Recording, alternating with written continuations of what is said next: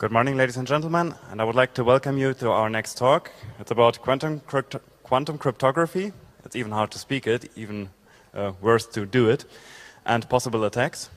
And I'm glad to welcome with us this morning Antija, Alexander, Christian, and Ilya, presenting their work.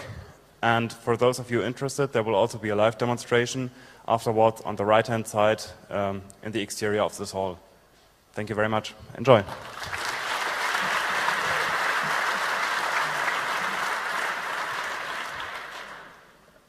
Okay, okay, it works here now. Now, for us, this is a bit of an unusual situation, I should say, because first of all, we screwed up completely getting the computer to work in this particularly embarrassing in such a community. In our physics community, that is actually more likely that it happens. So apologies for this nonsense here. It's also a kind of a first for all of us to give the talk together. So these are the people who actually do all the work. So we hope it works out, but it's really a first time that we try that. This I guess would be the introductory remarks to the talk, where we actually want to present what is going on in the field of quantum cryptography or quantum key distribution. There was a talk on this topic a few years ago here in the Chaos Communication Congress. I guess it was 2003. So what you see now is a little bit of an update, and the PC is just about to work. Okay. On that topic, and we just show you what is new in that field. What is quantum cryptography about? What is quantum key distribution about? People sell now devices and claim it's ultimately secure and all of that. So we want to look into how secure it really is, a little bit, how you could attack it, and how does such a system actually look like. And also the very special thing about this presentation is also that we have brought all the equipment from Singapore to Berlin. So there will be something like a hands-on quantum cryptography tomorrow in the afternoon at 4 o'clock, I think. So, and everybody's welcome to come by, have a look, have a chat with us, and to look how actually our implementation of quantum key distribution looks like. But first it's explained, and tomorrow we have a look. Okay, so while we are sorting out some minor electrical details here, maybe we just should really start with a quick overview. What is this quantum key distribution about? So that we will just talk about that for a short while. What can quantum cryptography do, or actually more precisely, what can quantum key distribution really do, and what can it not do? And what is the difference between these two things? Yes. The so-called BD84 protocol. So in our community, people always just throw around names of protocols. The name we throw around is BD84, ECAT 91, ping pong protocol, or whatever is there. And we just try to show you a little bit what this is about. Then hopefully we just say something about how we send these quanta from one side to the other side, because you eventually want to distribute a secret key and not just do an experiment in a lab. We hope to show you a little bit of the newer developments in that field that is involving a physical property which is called entanglement. I'm afraid that I'm not sure how well it will work out in this audience, but we're sitting down for the last half hour and try to figure out how do we explain this property to you guys that we. Given the fact that we hardly understand it ourselves, and it's one of these quantum mechanics properties which are really, really hard to understand. So we make an attempt, and we try to show you how this can be used in this quantum cryptography business. But this would be all kind of reasonably boring if we don't show how to attack these systems. So we give you a few ideas how to break into these physical implementations. We really invite you to also just look at the code. So we have all the hardware here. We have all the software. We will have it on a server, I think, very soon. We would just invite you to just look at it, play with it, find holes. Because if somebody makes a claim that something is secure, it should be tested. I guess that's the name of the game. Everything is under the GPL, so yes. You can also kind of fork it or have a closer look to the code and modify it, and ideally to come back to us with a more proper implementation. Well, or just say this doesn't work because blah, and these are claims which are unjustified. I think this is really what's needed for this key distribution business. We probably will run out of time, but in the unlikely event that we don't, in this presentation, we will just tell you something which is kind of a recent development in this field, where we try to explore this entanglement property such that you actually don't have to trust even quantum mechanics anymore. Again, something we haven't really understood completely, but that didn't prevent us from doing the experiment. So let's start with an attempt of making sure what we are talking about. So whenever you mention cryptography, then you think of sending a secret message from one side to the other side, and this is actually something we cannot do in a particularly smart way. But what we can do is make sure that we have a key which allows you to encrypt a message. Now, that is somehow the difference between key distribution and cryptography. I guess a large fraction of this audience knows this already, but how a secret communication actually, or secure communication actually happens is you do take a key. There's a laser pointer, maybe this works. You do take a secret key, mix that in a smart way with your message, okay? Send it over an insecure channel so everybody can listen into, and nobody can just guess your wish or your secret message from whatever gibberish you send across that channel. And only the legitimate receiver who has the same key is able to decrypt the message and actually find out what Alice wanted to tell Bob very, very securely. This is kind of a standard way of doing communication, and it's actually provably secure. Okay, so this way of sending a message from A to B is provably secure if the length of that key has the same length of the message. And this is one of the few communication scenarios which is actually mathematically proven to be secure. Okay, so and that runs under the name one-time pad or Vernam cipher.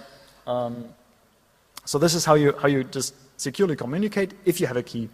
Now the problem is, how do you get the secret key, from one side to the other side? And this is actually the problem we solve. And this is a hard problem, okay? And many people have done attempts of solving that problem in a smart way, so you don't need to carry around that secret key to the other side. Because if you're able to carry a secret key from one side to the other side, you might as well just take your secret message to the other side. So this whole encryption scheme is not very helpful if you just need to carry the key of the same length of the message to the other side. There are smarter implementations where you just use a key and reuse that many times. So that is what these triple DES and AES and other communication methods or encryption methods actually do. So you use a short key to encrypt a long message. But that is not provably secure anymore. Now, what people actually do, so whenever you log into your website or SSH to some other place, is some sort of asymmetric encryption where you I should be careful here with Ilya. Okay. Where you actually don't have to send a key from one side to the other side. Those schemes are pretty good, but they rely on their security on the fact that you cannot. So there's a public key and a private key, and the sender takes a public key, encrypts the message, sends it over in the insecure channel, and the legitimate receiver decrypts it with a secret key. And gets a real message again. Now, that thing works because it's difficult to get from the public key the private key. Okay, if that is possible, then you're in trouble. Okay, so this is something I wanted to say with that slide here. So what is wrong with this technique? It works really nicely. Everybody uses it. But the point is that, I mean, you probably recall, or maybe the older ones recall that when I don't know, a few years ago, it was publicized that a 40-bit key takes so and so many ages of the universe to decrypt the message. Okay, so it's secure forever. By now, I don't know. You guys probably know how long it takes to undo a 40-bit key. Probably takes a few hours or something like that. So there are many ways of breaking that key. One is using a dedicated hardware. So these Twinkle machines people suggested or probably built. Then you can never be sure that there's not a smart chap around who knows how to just invert that problem, because you just trust that is difficult. You can take a quantum computer. So in our field, people just claim that that you could just actually build a device which is able to undo that key generation. So get key 1 from key 2. We are not there yet, I have to say. So with that, you are on the safe side. But what is the problem is if you have a lot of time to decrypt the message. So if you want to just decrypt a message or guess the secret key of a message which was sent a few years ago, and you have a year time to break that, then you're in trouble. So all communication which you want to stay closed is not really secure at the moment. Okay. Or you need a longer key, and you can expect that the hardware gets better and better to eventually break that. So what you're left with is really send a secret key from A to B. Okay. So and what is a way to do that? We don't have smart ideas how to do it. We just take a trusted courier. This beeps. Okay. We take a trusted courier and send it from A to B. So this is a way to do it, and you just have to hope that you pay the courier more than your adversary. Okay. And also the key has to have the same length as the message you want to transfer to be maximally secure. Right. Or you just need to make sure that your eavesdropper doesn't get any information of that key. Another way of doing that is you build funky devices which just enclose it and which you can read out only once. Okay, so these tamper-safe devices, I was told at some point they're used in diplomatic or communication between embassies. So this is a gadget which you can read only out once, and then it somehow self-destructs or whatnot. You just need to make sure that you trust the agency. I mean, there's an agency selling you 2 devices with the same key, hopefully, and you can only read them out once. Okay, so that would be a way to do that. Both methods are somehow susceptible to eavesdropping. Yeah, there's this slide still around. What says what is a good key? Okay, you need to. Well, I mean, this is a stupid question because obviously a bad key is something you can easily generate. So the top version here is obviously not a very smart key. What I wanted to say is what is actually a good key? Okay, and this is again one of these things you get annoyed with, or I get annoyed with when my computer asks me choose a secure password. Or I just try to think about something, hack something in, and it says it's not good. Okay. So what is a good key? A good key is something you cannot guess, or where there's no systematic pattern in it.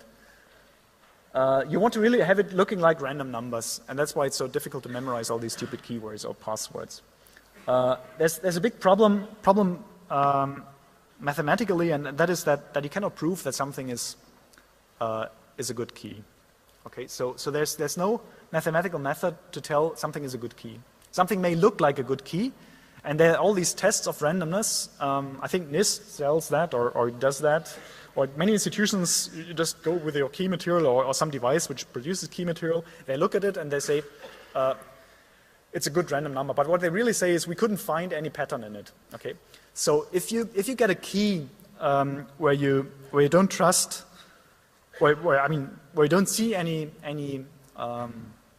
pattern, that does not necessarily mean it's a good key. Okay, and that is a point which will become later more important.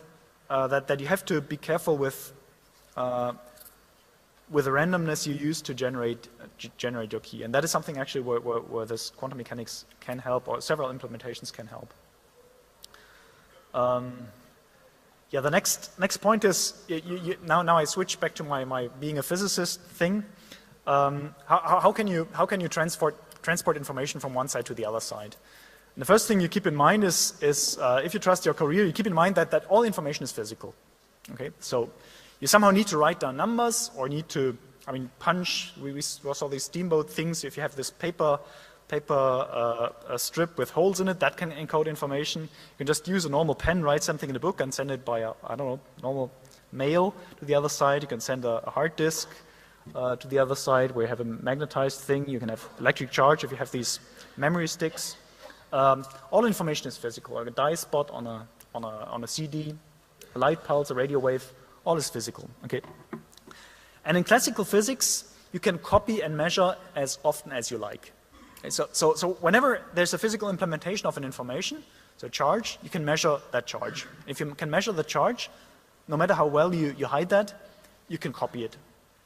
Okay, so that is one of these paradigms that you start this quantum information business from. Now, you start to make your physical objects smaller and smaller and smaller, and eventually you end up in the smallest thing you can measure. Okay, and that is a domain where quantum mechanics comes in. So if you use a quantum particle as your courier, okay, say a single photon, then you have to ask, how often can I measure a single photon? Okay, and it turns out that if you try to copy information or measure a single photon or a single quantum particle, then slightly different laws of physics apply. In particular, if you measure a few times a particular property, then you leave traces. And you leave traces in a way that are not determined by a promise of a manufacturer who says whoever tries to read that device leaves, I don't know, a blob or the self-destructs itself. It leaves traces because of the fundamental laws of physics. Okay, and that is one of the promises this quantum key distribution can do. How does that work? You start. Well, the question is how do you encode information in a quantum particle in the first place? And one simple way of doing that would be using a polarization of a photon. Now, this laser pointer here spits out many photons, so that's why you can see it. If you just have a source which just spits out one by one, you can still use that photon to encode information. For example, you can just encode it in the plane of polarization. So if this laser, I don't know, oscillates, the electrical field of this laser oscillates, say, in one direction, and depending on how I turn this laser, I don't know whether I can see that. Oh, you can see, well, you cannot see polarization, but sometimes it has an odd shape. I think we have a polarizer. We can try it. Polarizer, okay. We have a polarizer. This is gadget time. I'm not sure whether this works for the green light. This is the polarizer for infrared. so this upgrade to the green laser maybe wasn't such a great idea. It's a bit improvised here. Well, while Anthia's packing up the toys here,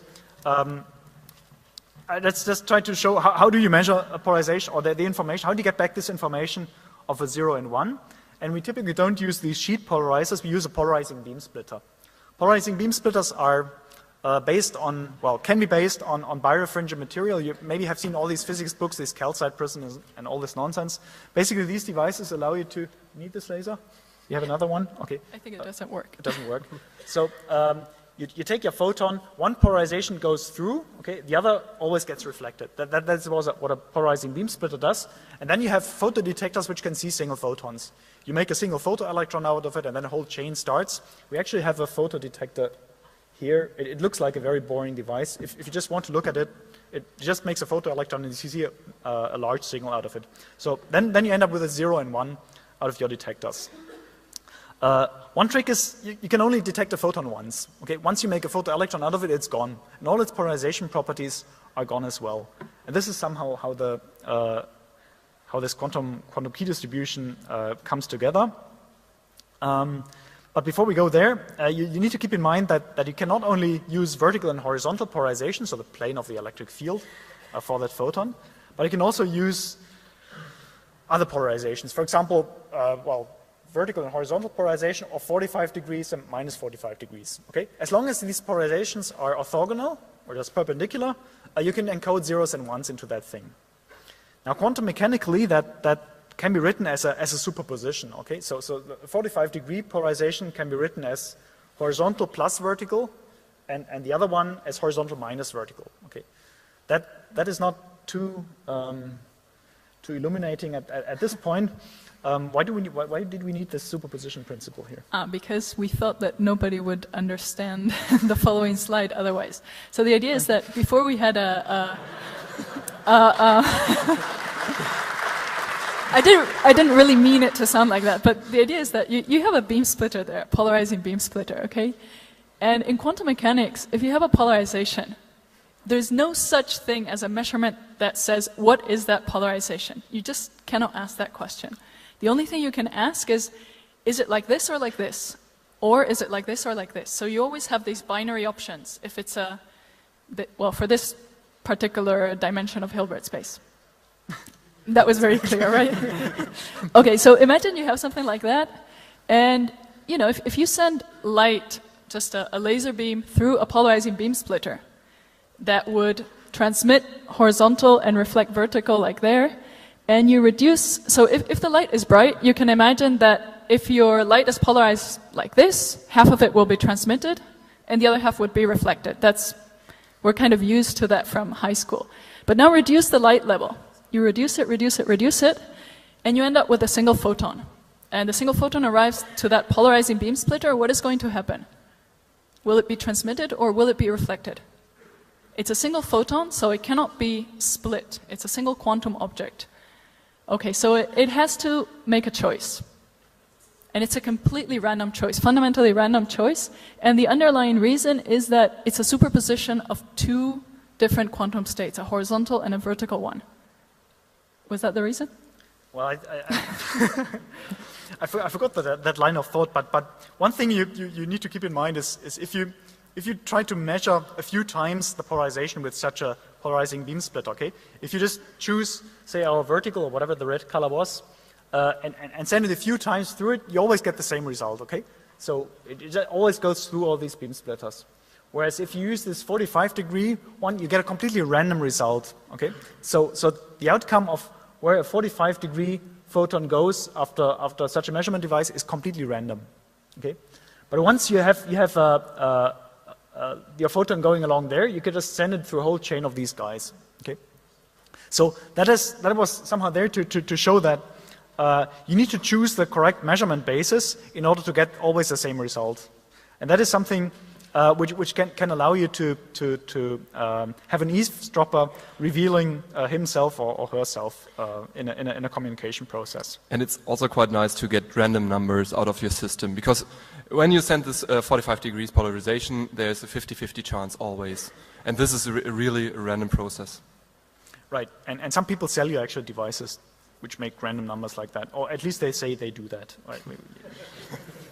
So, yeah, now back to how do we encode information? So we know we always need to use two orthogonal polarizations of a single photon to send information from one side to the other side. And if you measure it in the correct basis, you get the correct result. So this is supposed to be shown here. You send one of the red and the blue ones, and you measure it in the correct direction, and you get a red and a blue result. Okay, or you send a green and black one, and you measure it in the whatever rotated basis, and then you also get the green and the black result. And you just make a connection. Red is 0, blue is 1, green is 0, black is 1, and that way you can send over information. If you happen to measure in the wrong basis, you get a completely random result. Okay, and that is in a funky way. This is reflecting this Heisenberg uncertainty principle. Okay? This is where the physics really come in. You cannot measure horizontal vertical polarization and 45-degree polarization equally at the same time. This is fundamental physics. Okay, and there's really no way around that. Okay. Even if you're clever, there's just. Okay. Why does that not work? Ah, okay. Now you can use this table of measurement results and prepare results to actually send a secret key over to the other side, and that is referred to this BB84 protocol. So how does that? So BB84 is actually two guys who published a paper in 1984. I think Bennett and Brassard. And yeah. And it goes actually back to an idea which is even older. So 1970, a chap called Steve Wiesner came up with this idea of making money which you cannot forge. He wasn't successful in making that, I have to say, but it still kind of ended up in this key distribution protocol. Now, how does that work? You have a light source which spits out single photons in the first place. Then you choose a random number. So I don't know, you need that one, which finally will make your secret key. You choose a way how you encode it, horizontal, vertical, or plus or minus 45 degrees, and send it to the other side. On the other side, you randomly choose what you measure. Okay. So another random number is needed here, and you get a particular result.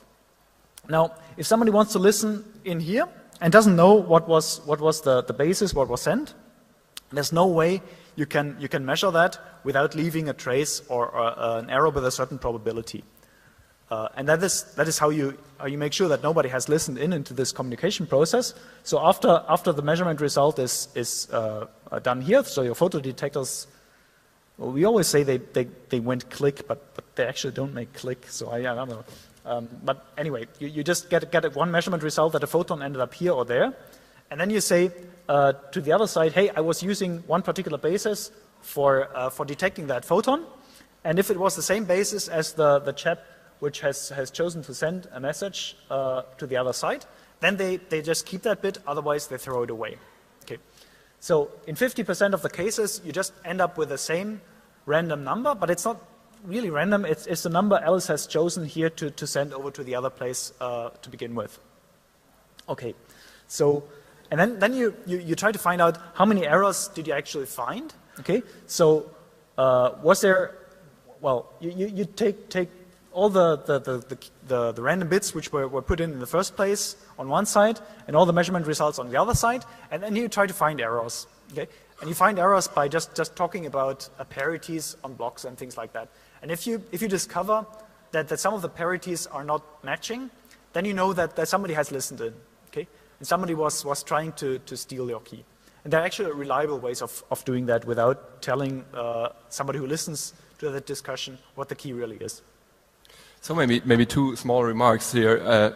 Although it's always phrased as quantum cryptography, it's always only a method to transfer a random number from one place to the other. So there's no message on the left-hand side coming into this game. So the message itself is afterwards transferred with encrypted with this one-time pad over the public channel. Yes. And also this quantum channel is nothing funky. It's could be air, just photons going through air. Yeah. Here's an example. I just needed to have this steampunk thing because this was one of the earliest implementations, 92 or so, by Bennett and Barsa. I don't know, John Smolin probably built that whole thing. So this was the first quantum cryptography kit. We have a light source, just an LED, okay? A pinhole, I don't know what that was for, a lens. This is a polarizer to make sure that you have a well-defined polarization of the photon, and then you modulate that polarization, and you choose a 0 and a 1, and you choose the horizontal, vertical, or 45-degree basis. You do the same thing on the other side, and you have two photodetectors and one of these polarizing beam splitters. It was a Kelsa or Wollaston prism to implement that. Now that looks very early-ish. Nowadays, these systems look much more compact. And but before I go to that, you need to really look into the physics. What is that really implementing this basic idea? Okay, and the trick is almost. Okay, because for that whole thing to work, you need to make sure that you only have one photon, and that the information is not encoded in a strong light pulse. It's relatively easy to steal. I mean, if you have a big light pulse, a big light flash sending from one side to the other side, which is vertically polarized, then it's an easy way to listen into that by stealing a few photons of that bright flash, okay, and measuring the polarization there in any basis. So whenever the information is encoded in more than one photon, then you can steal that information. And what people actually use is not a single photon, but so-called faint coherent pulses. That is basically what comes out of that laser if I switch it on for a very short time. Okay, you switch that thing on for a very short time, and you do it just short enough, or you attenuate that light, and you get about 0.1 photons per pulse. Okay, that is perfectly possible, but there's a certain probability that you have more than one photon, and in those cases you can actually steal that information. So, despite the fact that it's relatively simple to switch on and off such a laser and create a small number of photons, you always have a possibility of listening in, and that is something you need to take into account if you build such a system. In our community, people refer to that as photon number splitting attack. That's one of the jargons. Does that work? Okay. There's also, if you look how people implement such a system, I just show a small thing, is that they typically don't use modulators, okay, because they're relatively expensive and complex. You just can use 4 different light sources with different polarizations and mix them together. Okay, so many systems just rely on such a geometry. And then you make sure that you cannot distinguish which light source was emitting your faint coherent pulse, And the system looks, I don't know, I had that around at some point a few centimeters in size, so it's reasonably compact. The polarization measurement is done, I don't know, we have this gadget actually here. So in order to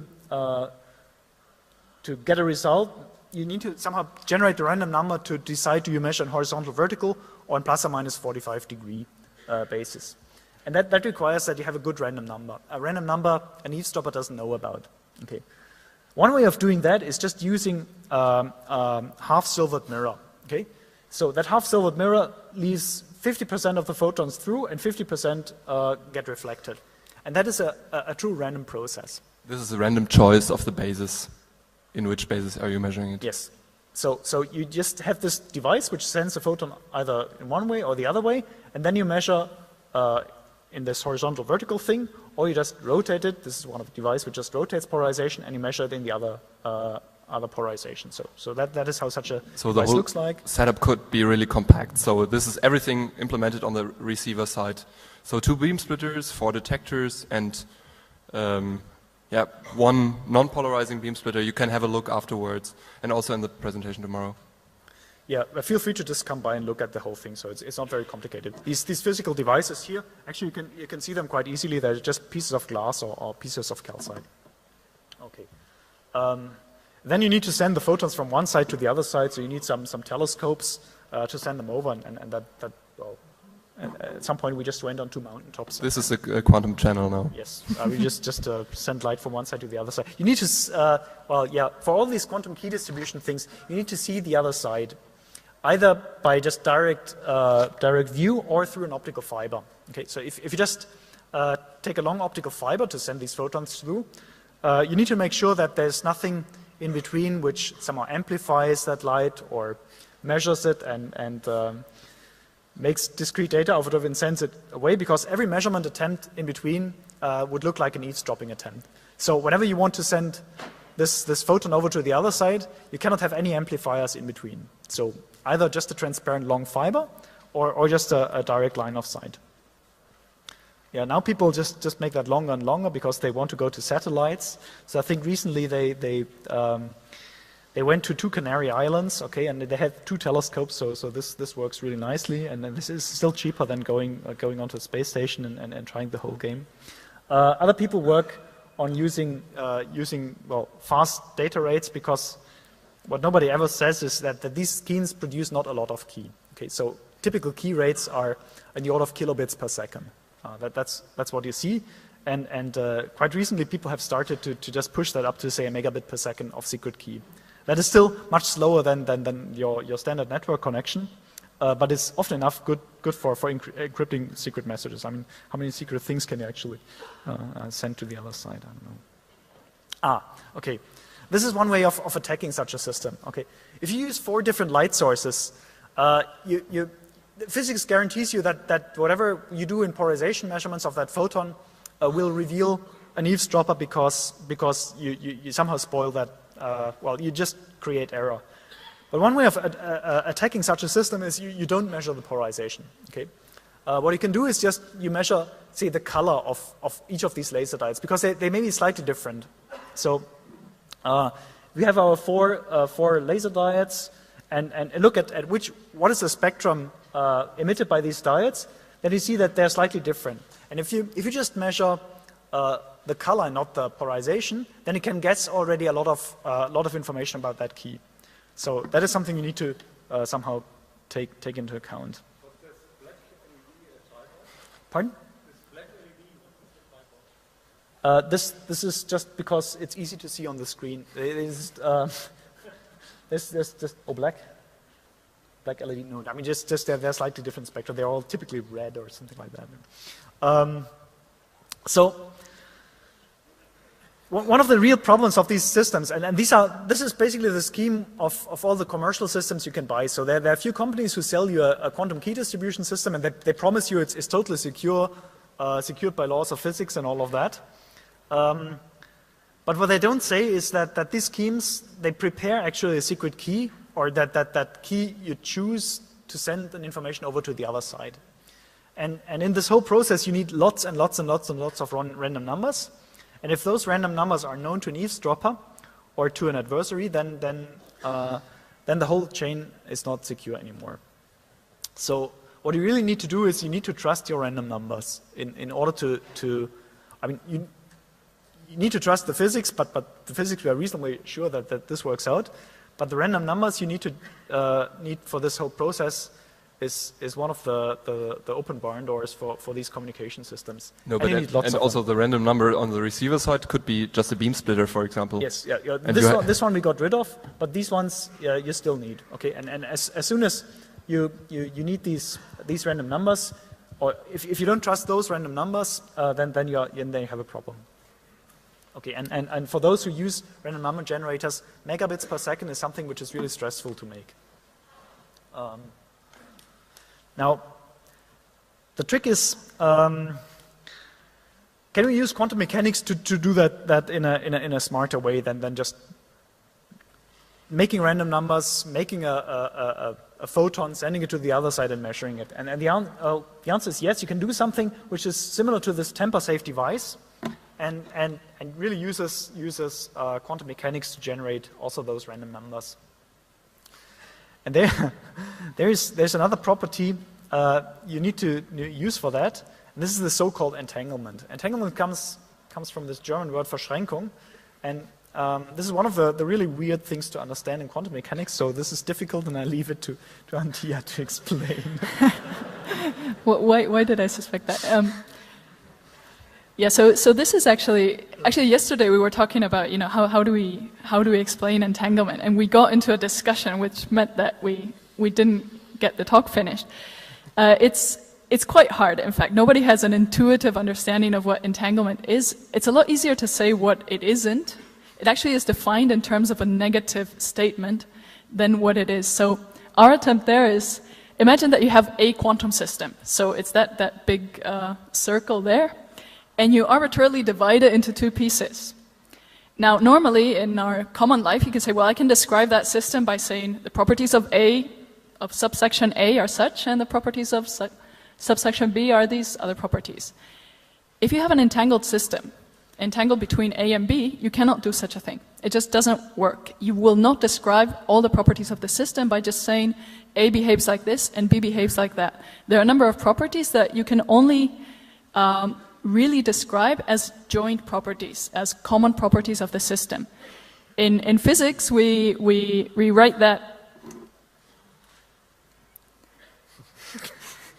in that mathematical expression that you have there, which is that, you know, AB system is not the product of A times B. It's something else. The more interesting thing is that you can actually, these two pieces don't need to be together. You can separate them. They can be completely separate, and those funky correlations, what Einstein called the spooky action at a distance, are still there. The funny thing is that you can actually use this for something useful, and yeah, that's what we try to do with what we'll show next. Yeah, you can actually build these states, or I mean something which spits out photons in that state, and that is. Maybe you just explain how that works as well. And Alex actually has. Do we have that kit here? Okay, yeah, it's there. So this contraption over there is actually making photon pairs which have this really funny property. Now, yeah. How does that work? Yeah. So the particular entangled state that we create is a maximally entangled state, and the property that it has is that we create pairs of photons, and each photon, the polarization is completely undetermined. You cannot say anything about individual photons, but what you can say is that the two polarizations are orthogonal, no matter in which basis you look. So if you look at one of the photons in the HV basis, and one is H, the other one will for sure be V. And same thing for 45-degree basis, or whatever other basis you could think of. Any direction actually works. Okay, so how is that done? There's a schematic, but the device is on the box over there, and it's just essentially you have a blue laser beam. It's just a blue diode, a nonlinear crystal, and then you get pairs of photons emitted. Now over there you see some kind of funny cone structure. So those are the directions in which the photons get emitted. And there are two positions, two emission directions, where you have a superposition. You either get HV, like there, or VH. And that is what we call a singlet state. And you can also write it as plus 45, minus 45, minus 45, plus 45. So it's these always orthogonal photons. So I think it's there's a lot of discussion maybe to go, Yeah. but I think we can show the source now. So actually the idea was to have a camera here and that it's in detail explained on the hardware itself. Okay, we have some really lousy photos, so I hope that camera just works better. And Alex, if you just show how that, what do you need? Laser pointer. Laser pointer. Okay.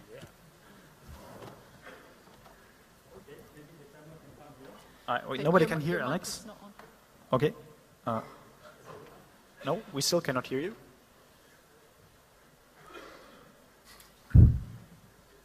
So, well, Looks the point good. is, actually, well, we would invite you to just come by. We have that thing standing over there for a while, and just have a look at it, because seeing it over distance is a bit stupid.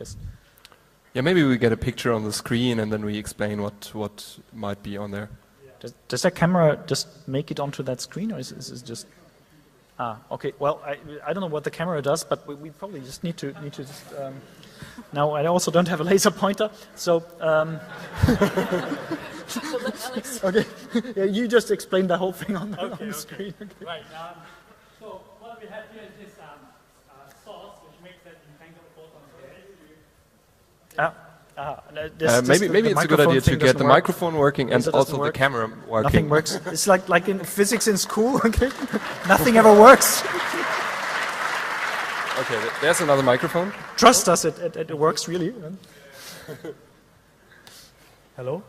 So, also Hello? doesn't work. Hello? Yet another one which doesn't work. Why don't you just grab one of those things and just carry it along? It has a long cable or so. It works for us, yeah. You can hear me? Yeah. Right, great. Okay, so this source here that we have is, you have the blue laser diode coming from here. Okay, so it's actually at the bottom. This is the source of the blue laser diode. What we do is we send it up to a mirror, and then it comes up. So the blue laser diode goes this way, hits a mirror, and comes up. And over here, there's a nonlinear crystal. Okay?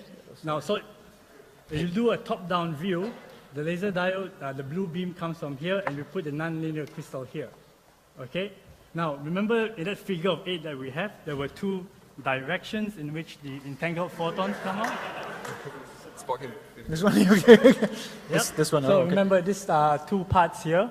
Okay, so there are two directions in which the photon pair comes out. Now, I want to say one thing to be just a bit more clear is that, can we go back to the figure of 8? Okay.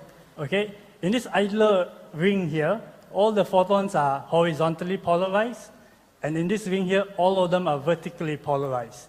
It's only when you have the superposition of these 2 points that you can get the photon pairs to be in a particular state like this. Now, so what we do is, in our system, the blue beam hits the nonlinear crystal, and sometimes some of the photons in that blue beam, they decay into 2 photons, which have that state. So what they do is they come out in this shape here, and we fold it back. What we do is the photons come out, they hit a mirror, and come back into single mode fibers. And these single mode fibers, actually, you can send it to any other optical system. Yep. For example, a telescope, and you can send it far away. Or you just send it to another place. Just hook it up to one of those communication lines, and no, the screen is off as well.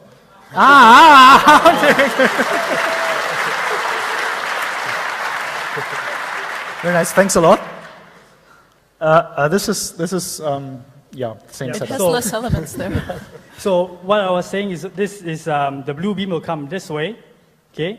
Most of it actually doesn't get converted into pairs of photons. So most of the blue beam just passes on and it hits a beam block over here, okay, and it stops. But those blue photons which are converted into a pair, they actually go here, hit the mirror, and they come this way. And you can see like single mode fibers here. So these single mode fibers are used to collect that pair, and the photons are collected such that every time you detect a photon here which is in say, the H polarization, then you know that the photon in this fiber is in the V polarization, it's vertical. Or if it's plus, and over there it will be minus. And in that way, we can collect these photon pairs that we want in this entangled state. So actually the single mode fibers, they go to the telescopes which are out there on the seafloor, and they are actually, this is a quantum channel we use here. Yeah, now speak about a quantum Lego or something like that. That's why grow up and stop playing with Lego if you can just do it with this setup here. And if the camera now works, below there's also a detector unit. So one of the photons is measured on this detector unit directly. So it's okay.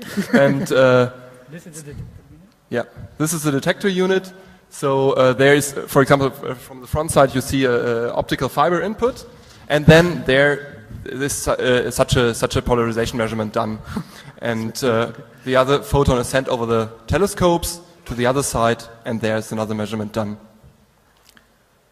Okay. So maybe this is just really easier to see in hardware. Just feel free to come by and look at the whole thing. Also, then it glows nicely blue. We didn't hook up the power supply to the laser. It looks quite nice. And actually, you can see these photons coming out of that crystal. It's not a very faint source. It's reasonably strong. You can see it by your eye. These cones basically with different colors, but come by and have a look. So can we switch now back to the screen thing? Or the camera can come and look at the...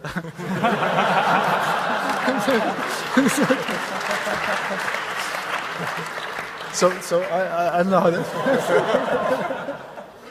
Okay, so you can just have I mean, if you ask yourself how many photons are coming out, we get about 20,000 pairs per second generated, and we can do these measurements on these funny entangled states. We work at an infrared wavelength where our detectors work reasonably nicely. Also because that laser diodes, you don't get laser diodes in the ultraviolet or somewhere. We have to use basically what people build for these Blu-ray disc players. So for the photons, you only see the pump light, which pumps not only a crystal, but the photons transmitted are invisible to the human eye. Okay, how do you actually do this quantum key distribution with such a gadget? So you have your source in between, and you just do a measurement now on both sides with these kits. Now you just get one of 4 results on this side and one of 4 results on that side for each pair you make, and then you do exactly the same as for this BB84 protocol, meaning that you have both parties seen or measured in the same basis, or have they seen different bases, and then they keep the cases where they have measured in the same directions for the raw key. Now the big trick here is you don't need any random numbers anymore, or you don't need to buy a box which says I make trusted random numbers. You just have to trust that your box is doing what it's supposed to do. The underlying physics there is actually you use this quantum process happening at this beam splitter to generate your random number. So the underlying process to make your random choice is now based back on quantum mechanics. Well, okay. Now this is a little bit of a technical section. We probably are way out of time already. So maybe I mentioned this only briefly. How does that work in practice? That you can actually find the same photons or do a measurement or discuss about the same photons, because the photons come out of that thing randomly. Okay, so it just spits out photons randomly. But you know, whenever such a photon pair is born, they just come out at the same time, and they come out with this, at the same time with about 100 femtoseconds. That's reasonably short.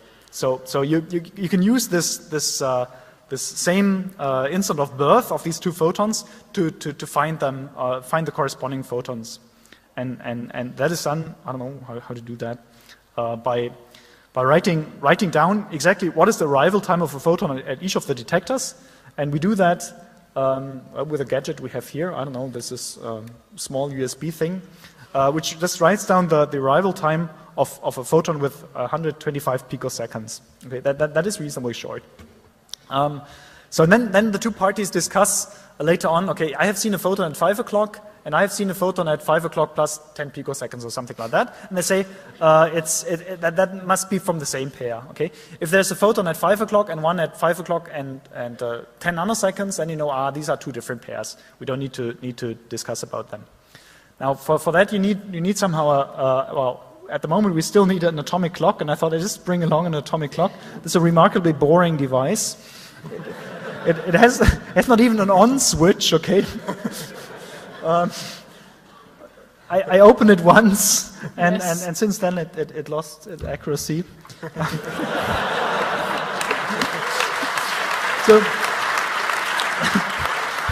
So it's like you tell, as a small kid, you're told don't unmount this clock, and then you're just. But it's left still with enough this to bare run the wheel whole or thing something over like there. that. It still works, okay? It still works, but we need an accuracy of about I don't know whether that's this is I don't know, maybe not so smart.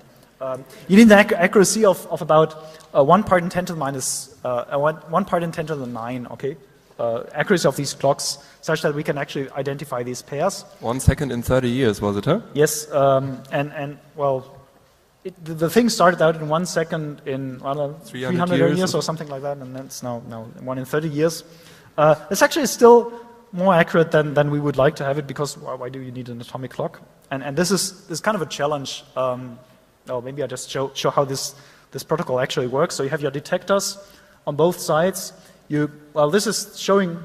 There's a lot of stupid information. How do we talk about the same time on both sides? We use a little bit of an NTP protocol. Since we are physicists, we cannot do that right. So we thought, okay, maybe half a second is something we get out of that. I guess if you know how to operate that, then people do that with an accuracy of a few microseconds. We are physicists, so we just take the rest out of it using this entangled photon pairs and now atomic clocks, and to get the timing right. And then we just tell the other side, when have we seen a photon? We find out what is the time difference first, and tell the other side, okay, yes, I have seen a photon, and the basis was this and that. And also, regarding the published source code, the names of the files are actually written onto the line of thinking here. Don't copy this on your thing. We just put it on a web server. You can look it up and play with it. But you would need all these names of the programs to find out what is doing what. Otherwise, it's just a nightmare to just understand. Yeah, the time difference finding, we need an atomic clock, and we use one of these correlation techniques for mathematicians. This is a, well, I don't know, people who like to play with Fourier transforms. That is a smart way of using a Fourier transform to find a time difference. This is reasonably nice because you need to find this time difference with an accuracy of 2 nanoseconds in half a second or something like that. And that is actually not so easy. If you're interested how this is working, just come by. If you have ideas, you also come by. Well, this one works, but we still need an atomic clock for that. But we would just like to run this off a Kuckuck's clock. Perhaps I should say that we really want to get rid of those atomic clocks because we use them for 5 seconds every time we run the system, and we're lugging them around. I mean, we brought them from Singapore. Yeah, and I also like to open them and look what's inside, and then they always go wrong, and so we need to get them back. No, but it's really rather frustrating to use them only for 5 seconds and to bring them 10,000 kilometers here. Yeah. So anybody with a smart idea how to replace that, just come by and just do it. Now, going back to this key distribution thing. For the whole thing to work, for this whole protocol to work, you need to find out, has anybody listened in? Okay, otherwise you cannot really find out whether somebody knows your key. And so you need to do an error correction or an error detection as a first thing, and you do this typically by throwing around parity bits. So if this is the key of Alice and this is the key of Bob, most of the brown bits somehow they coincide, but the red ones they are different. And the way to find this out is Alice sends to Bob somehow parities of these blocks. So here's 1, 0, 0, and so on. And then the other side sends back, okay, I've seen an error, I've seen no error, error, no error, and so on. And if you do that a few times, you can just, first of all, find out where are the errors without revealing all your key. So this is, I don't know, a bunch of 4 blocks, and for every 4 block you reveal one bit of information. Okay. And you reveal a little bit of more information if you do that to the point that you know finally you don't have any errors left anymore. And then the next step you need to do is you need to make sure that you really remove all the knowledge of an eavesdropper. And this is one of these diagrams which are hard to understand, so I should just probably ask Antija to explain it. What you see here is the fraction of bits well, you see a certain error level, okay, and the knowledge of an eavesdropper, okay, and then you can use a mathematical model. What is possible within the laws of physics to extract information out of your key if you see a certain error? You can just calculate that. And this gives you this curve, and by just correcting all the errors, you just lose some information. So out of whatever 100 bits, you just lose maybe 30% of your bits if you're somewhere here. So, and the remaining rest of the bits is your secret key.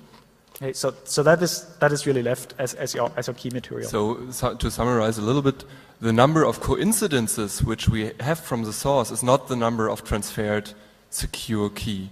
So it melts down due to error correction, privacy amplification. So yeah, we will see. Okay, there's one side remark. You also need to do that. I mean, this whole trick works if you have an infinitely large key. Okay, if you have a finitely large key, so 1,000 bits or something like that, it's slightly more complicated, and this is one of the attack methods. But we won't go into that. What I want to go into is you need to do this privacy amplification. So you do. How do you remove that knowledge of an eavesdropper? Okay, so you start with your raw key. Here, my raw key is 6 bits long. Okay, and somehow with my calculations, I know Eve or the eavesdropper could know 2 bits of that secret key, and that means that I have 4 bits of secret information Eve doesn't know out of my 6 bits. Okay, so you need to somehow compress these 6 bits into 4 bits of secret key, and you do that typically with a hash function. And I guess here's lots of mathematicians around who know what a hash function is. Ilya wants to do an explanation because we had also. Okay, my explanation is, for example, if you have 100 bits and you know that 30 might be known by an eavesdropper, it's only the amount of unknown bit flips which remain as a completely secure information. So 70 bits. So this is privacy amplification. You melt down these 100 bits to 70 bits, which are for sure secure, and the knowledge of an eavesdropper goes to 0. The parity bit is always allowed to be known by Eve. So part of these bits known by Eve are the parity bits. You always have to give all the parity bits to Eve to begin with. So, pardon? I just don't understand the question. What if he sinks on the parity bit? Like somehow he gets lucky and lands on the parity bit each time. Well, it is a statistical process. So by discussing all these parity bits, you reveal a certain amount of information, and you need to make sure that you get a global amount of information you still have left securely, and you need to somehow take that information out of your raw key by using this hash function and compressing it. So a knowledge of a particular key does not help if you use this hash function here. It's like using a document and you change 1 bit, or you know 1 bit, and you boil it down with an MD5 sum or something like that. Then the whole MD5 sum changes, and you do something very similar for this compression matrix here. Just parity twice or something? Pardon? Do you parity multiple times then? Is that Yes. You do many parity checks, and you keep in mind that every parity bit you discuss about is known to the eavesdropper. Those are nodes, though. He could potentially reverse that, right? Maybe this.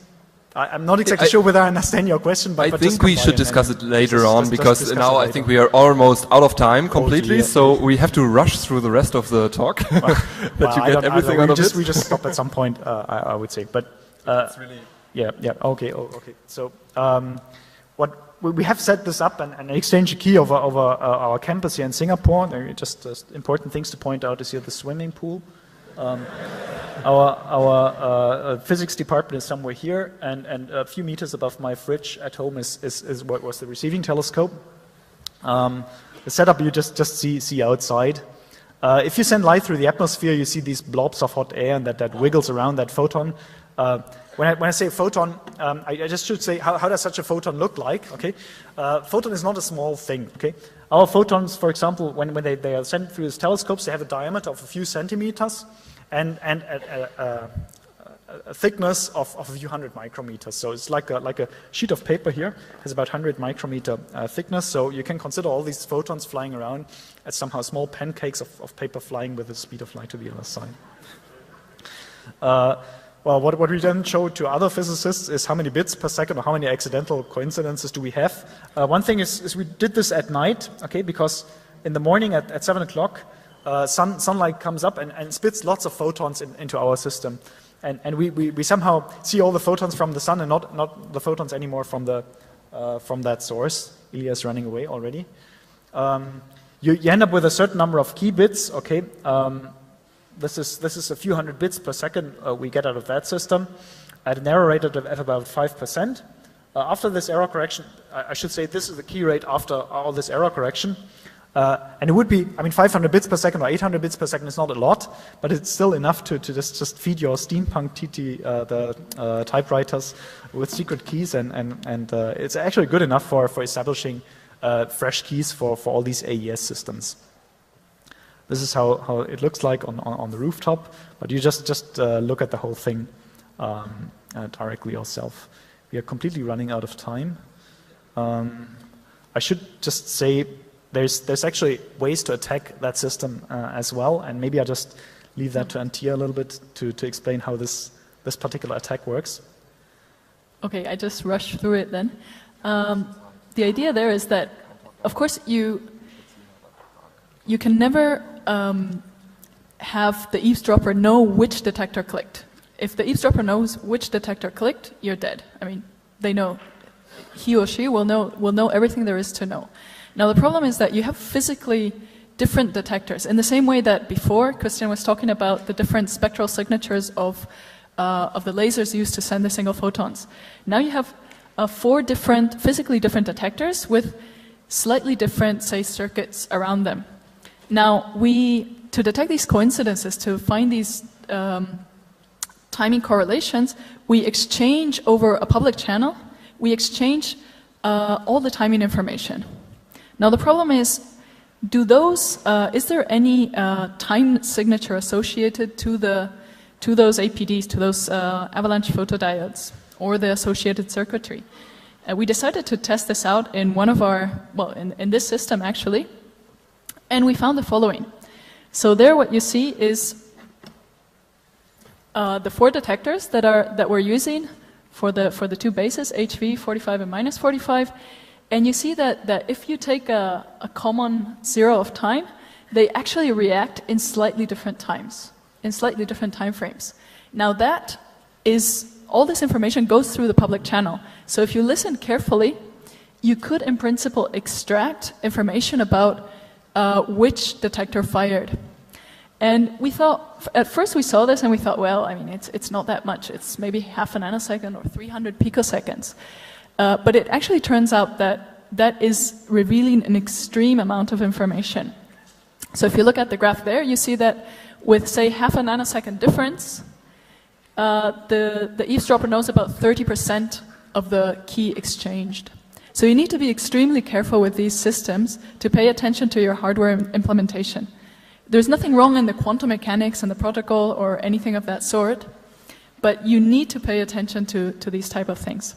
And so you have to realize that this timing information really goes over the public channel. So this is a public information with so and so much time for having a click. Yeah, this slide here shows actually how you can detect that timing information and try to reveal particular detector combinations in our scheme. Maybe I just skip through that. We will be able to see that online how well these detectors are matched. And we have a few files where we haven't played anything with a timing compensation. So if anybody wants to attack those files, just feel free and try to find out what you can really extract as a secret key. Of course, there's a not so smart cure against that. Is you don't publish that time with that high accuracy. Okay, you just don't say I saw a photon at 5 o'clock and 3 picoseconds. You just say I saw one at 5 o'clock. Okay, so that way you cannot extract that information anymore. But then you need to pay the price in revealing some of the information. Okay, I was told we are hopelessly out of time already. And but the following talk is not there, so I'm not exactly sure how we continue. Ilya said we just shamelessly take more time. No. This I didn't say. I think the next topic is really a kind of we were discussing how to explain it. I think we try to summarize it in a few sentences, and I think it's good if you have interest in this part of the talk to discuss it offline. So I think Christian tried to summarize it already when we were talking about the talk.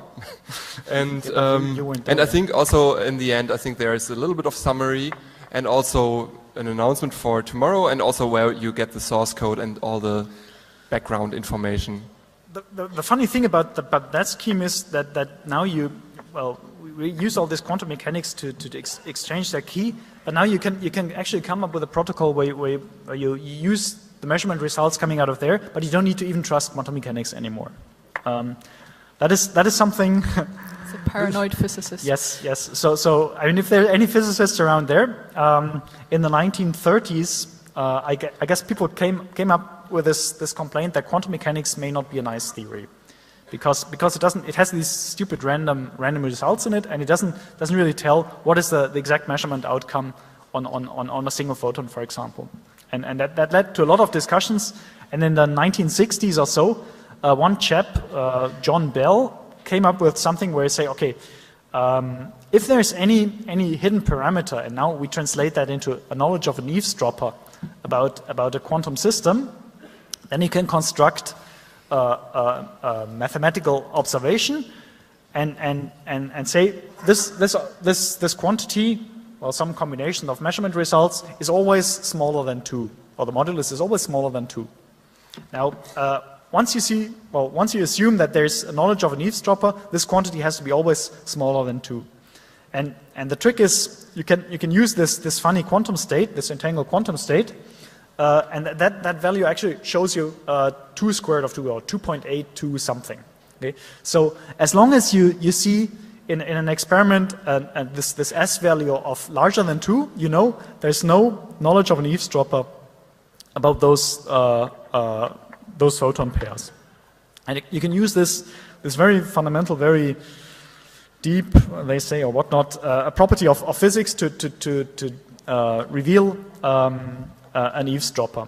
The point is, this Bell inequality was derived by someone who does not use quantum mechanics at all. Okay, so you don't even need to know how the quantum mechanics works, as long as you to use that as a knowledge of an eavesdropper, or something which witnesses knowledge of an eavesdropper.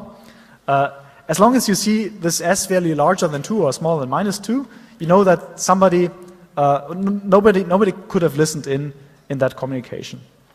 It's a pretty funny game, which also means that you don't need to trust your equipment anymore. At least that's what our theorists say. We of course think, how stupid is this? But nevertheless, we don't understand. We just measure this thing, and it actually looks very similar to the setup we have. So we have some experiments where you just sometimes measure this Bell inequality, or this value, and sometimes you just generate keys. Okay, and I don't know. We just in a lab run over, I don't know, 2 hours or something like that.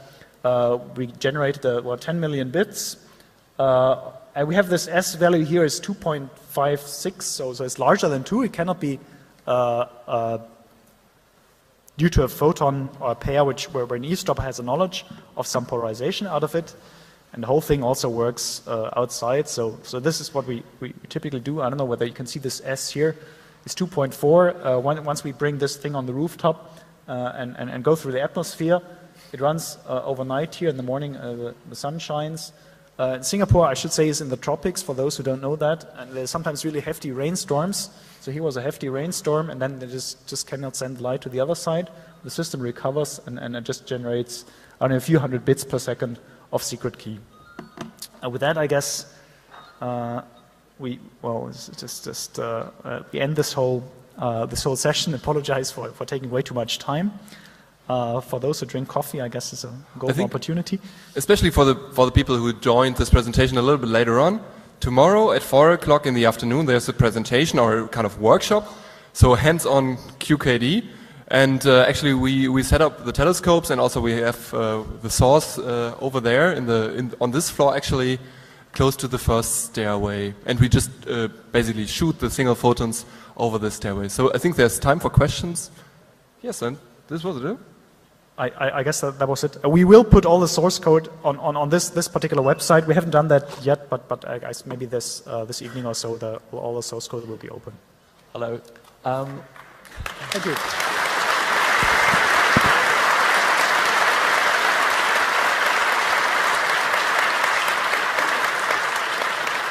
Okay. A pretty naive question probably, but how does this work against active man-in-the-middle attacks? Does it work? It doesn't. Okay. Because, well, this man-in-the-middle attacks require some sort of authentication between the two parties. Quantum key distribution cannot offer an authentication.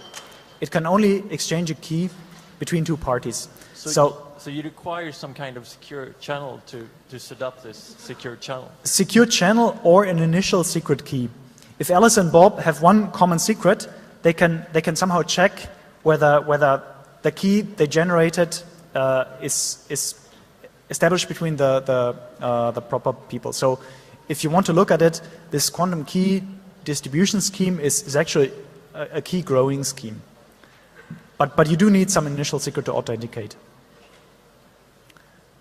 There's a question, I don't know, gentleman in green or somewhere else.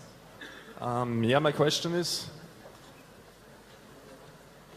as far as I understand, such entangled systems are very unstable. So wouldn't it be the easiest way for an attacker to just somehow disturb the quantum channel and force Alice and Bob to exchange the information or their key? Yes. If you want to, I mean, the system is not exactly unstable. Well, I mean, it's kind of this Lego toy thing, and you will get your own opinion how stable it is. But what you can always do is block the quantum channel, both in the entanglement and the faint coherent pulse systems. That's really the same thing, and force Alice and Bob to exchange. I mean, just use the telephone, say the damn thing doesn't work. Just send me that $1 million via the telephone line. This just reduces the number of transferred bits to 0. Yep. Yeah. But you will find out. Okay.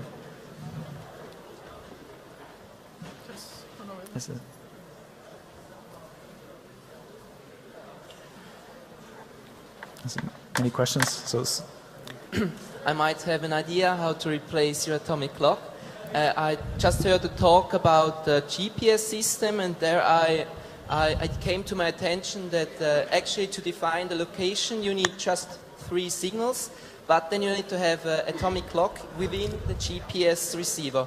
In order to get the exact, normal commercial GPS receivers don't have an atomic clock built in, that's why they need the 4th signal. And maybe you could... Actually, many people use, instead of using atomic clocks, we could use these GPS receivers. And some of our competitor groups actually do that. The nice thing about this system, it's completely independent of any funky clocks. So since this quantum key distribution is about being paranoid to an extreme level, you do not necessarily want to trust an external clock. Because that can give many attack methods. So, but actually I'm pretty convinced you could just run it off a normal crystal clock. That the timing accuracy is good enough for a crystal clock. You just need to know the frequency very accurately. I have a question about the spectral attack that you presented. How do you actually measure the color if you have just a signal photon? In the very same way as you measure the color of normal light, you use a spectrometer, just a grating or a prism or something like that, and send or convert that color into a certain direction. And then you put lots of photodetectors behind your grating or the prism, and then one of the photodetectors gives a signal. And so then you know... But then you would destroy the... That is photon. correct. Yeah. That is correct. So but there's nothing special about single photons. You just send it over and over and over again. So and you make this measurement again and again and again. But if you know which of the 4 diodes were emitting light, because you know the color, then you could just make up another photon. So that is, I mean, there are more sophisticated ways of doing that, but that would be the most simple attack. Oh, there's one in the back. Okay. Thank you. I have two questions. The first one is, how far can you transmit a signal on an optical fiber without having any amplification? And my second question is, are you familiar with Shamir's large pulse attack, and will that apply in this situation, or will it just be a denial of service? Two questions. I mean, the first question is how long can you send that photon along? And I guess the longest demonstration so far are on the order of 100 kilometers. So you have about, I don't know, I have a slide somewhere, but forget about that. You have about 0.2 dB loss per kilometer if you use the proper wavelength. So after 100 kilometers, you have lost about a factor of, well, you're down to about 1% of your intensity. And that is where practical systems tend to stop working. Maybe you can get another factor of 10 more, so 150 kilometers or something like that, but that's about it. The second question, I'm not exactly sure whether this large pulse attack is what I understand right now. In the last year, there have been several attacks to these systems where you just send light into the photodetectors and force them to either be blind for a certain time or just change their timing information.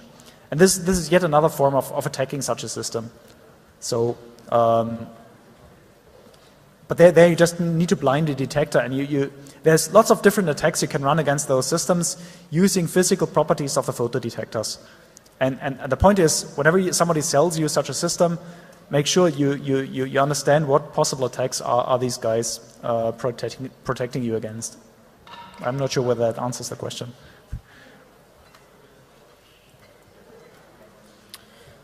I guess. So it seems that there are no questions any further. So People again, completely tired now. Okay, very good. So let's. This is the time for a coffee, and see you tomorrow at 4 p.m.